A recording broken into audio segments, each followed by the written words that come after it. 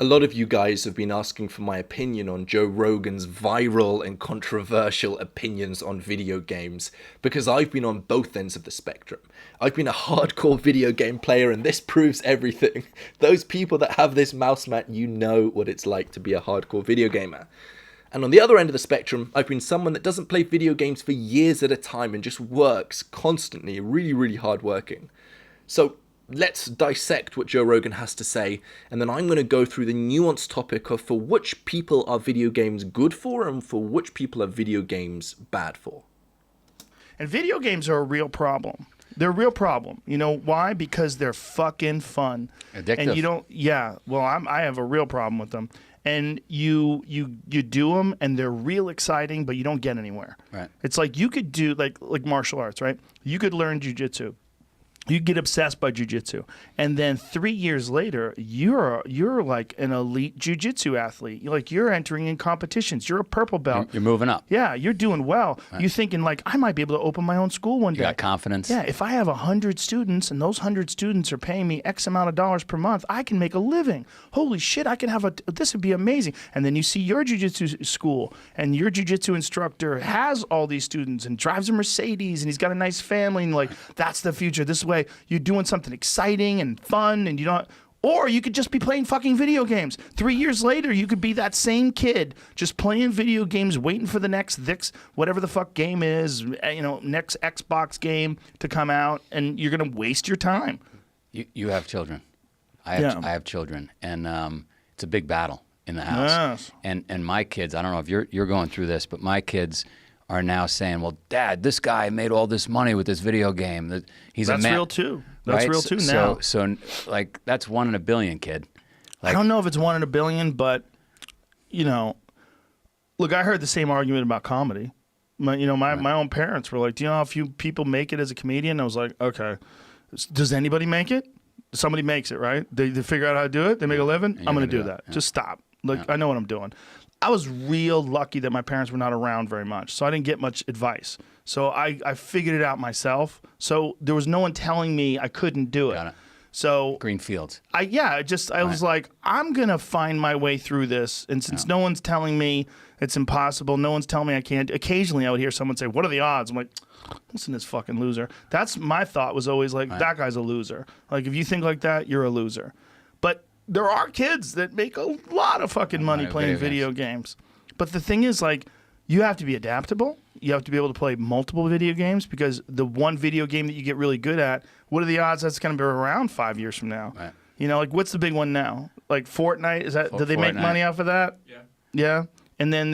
So yeah, it's much more of a nuanced topic, and I would say that there's 3 different kinds of people, and the argument for video games for or against differs for these 3 different groups. And it's an incredibly important topic to discuss. There's a quote that says, "Man has 2 phases to his life. The second one begins when he realizes that there's only one." And this is just a quote that encourages you to recognize that your time is incredibly limited. We've only got a limited amount of time, and if you spend your time on something and you regret it, you can't get that time back. And when we truly, on an emotional level, understand the finiteness of life, it really makes you question, how should you be spending your time on a day-to-day basis? It's one of the most important questions that we can be asking. And whenever we try and ask ourselves this question, we've got to understand the equation of outputs divided by inputs. We can use this to help us figure out what activities we should be doing. Very simply, outputs are the benefits of a task, what you get from the task. And you divide that by inputs, the costs of the task. So if there's lots of benefits, the output of the equation is good. And if there's lots of costs, the output of the equation is bad. So you want to find activities that give you a lot of benefit in a little amount of time. This is leverage, and this allows you to consistently improve and live an incredible life. So with video games, like I said, there's 3 different categories. The first category is most people. Are video games right for most people? When we apply this equation, the outputs of video games are it's fun. Oftentimes you can spend time with your friends in ways that you wouldn't otherwise, and it's relaxing. Those are most commonly cited benefits of video games. So there are definitely outputs, there are definitely benefits, as well as some people claiming that there are scientific benefits as well. You know, these are all valid. There are some benefits of video games. No one's going to deny that. The part that people get stuck on is when you recognize the size of the inputs. It's vast, it's incredible. It requires a whole lot of time. When I used to play CSGO, a video game, I would have to invest thousands of hours into the game because it was one of those games that in order to get good at it, you had to invest everything into the game. When we look at this equation, the outputs over inputs equation doesn't look too positive. There are definitely benefits, but the costs are absolutely phenomenal. A ridiculous amount of time spent. And when we're using this equation, we shouldn't just ask the question, is this equation positive? You know, is an activity beneficial? We've always got to compare all activities with all other activities that we could be doing. Because where your time goes is a zero-sums game. This is a concept from games theory and microeconomics. We've all got a limited amount of time. So very simply, if you spend time on activity A, you cannot spend time on activity B because our time is finite. If you spend time on video games, you can't spend time on other things. And this is why a lot of people nowadays are saying that video games aren't beneficial. Because yes, they may be fun. There are benefits of video games. But they're not as good an activity as other things that you could be doing. For example, if you're an artist, you could be spending that time drawing. If you're a writer, you could be spending that time writing. If you're a YouTuber, you could be spending that much time making videos. So this is an incredible principle for life. When you're trying to figure out how you should be spending your time, don't just ask, is this activity beneficial? You've got to ask, is this activity as beneficial as other tasks that you could be spending your time on? Because yes, lots of personal development YouTubers recommend hundreds of different habits for you to have, you know, journaling, meditation, cold showers, nofap, all of these different things because they're beneficial. But are they as beneficial as other things that you could be doing? Is it better for you to be focusing on keeping the main thing, focusing on the craft that you're trying to master? That's what's more important to be spending your time on. And for most people, when you run this equation, most of the time, video games don't come out too well. There are benefits, but the benefits are nowhere near as large as other things that you could be spending your time on. That's the conclusion for the first group of people. Then there's the argument, what about entertainment? You know, what about just doing it in moderation at the end of the evening and relaxing? At this point, it's important to recognize that when you're running the equation outputs over inputs, you must run that equation for yourself because everybody has different values and your values determine what you find are inputs and what you find are outputs. Some people put incredible value on relaxation. And if that's true, then fine. Video games, the outputs over inputs equation for you will be different to me and different to Joe Rogan. It's all about running the analysis on yourself because your values are different to Joe Rogan's values and Joe Rogan's values are different to my values. So you've got to run this equation on yourself and see what comes out. If you really value entertainment, there's a solid chance that perhaps video games in moderation are beneficial for you, but you've got to be careful because it's an incredibly slippery slope. It doesn't take much for video games to become bad. There's a concept in biology called hormetic regions, which basically explain the amount of something you can have before it turns negative. So if we look at exercise, the hormetic region is quite large. You can do a lot of exercise before it comes negative. But there is a point where too much exercise becomes negative. With video games, the hormetic region is a lot smaller.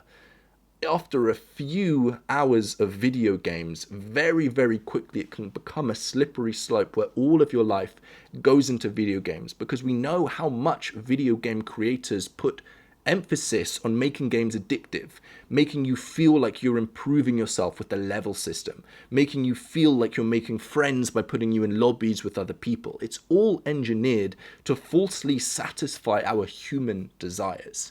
So again, you've got to run this equation on yourself because your values may be different to mine. But remember, it's outputs divided by inputs, and don't compare the output of that equation to zero.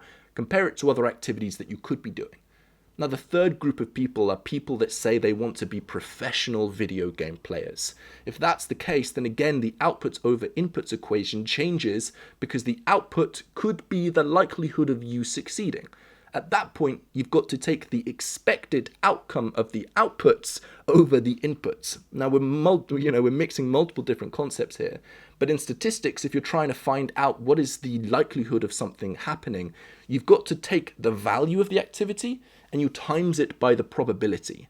So if the probability is small, the expected outcome is small, and if the value is small, then the expected outcome is small. But you can change these two factors. You've got the probability and the expected outcome.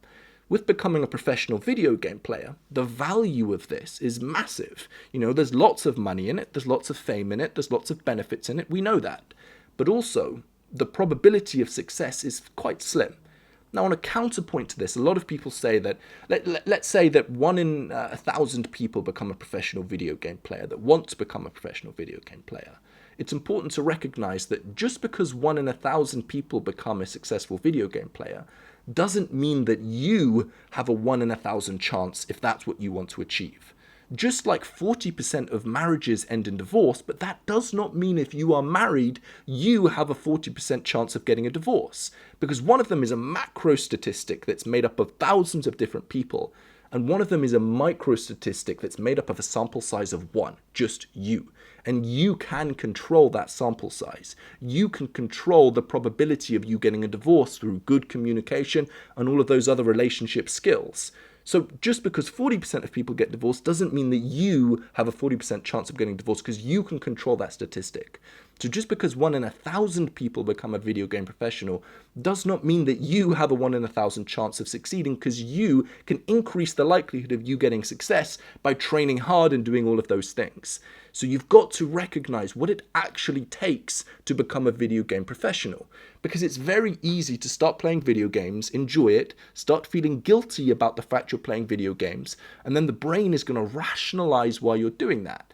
Our brain has been evolved to avoid feelings of negativity, feelings of fear, feelings of worry. So whenever we feel a negative emotion, the brain's either going to distract us or it's going to rationalize. So if we feel guilty by playing video games, the brain can either distract us by playing more video games and forgetting about our guilt, or it can rationalize. And this is what a lot of people do, where they rationalize by saying, I'm playing video games because I want to become a professional. If that's actually what you want to do, I'm not going to stop you.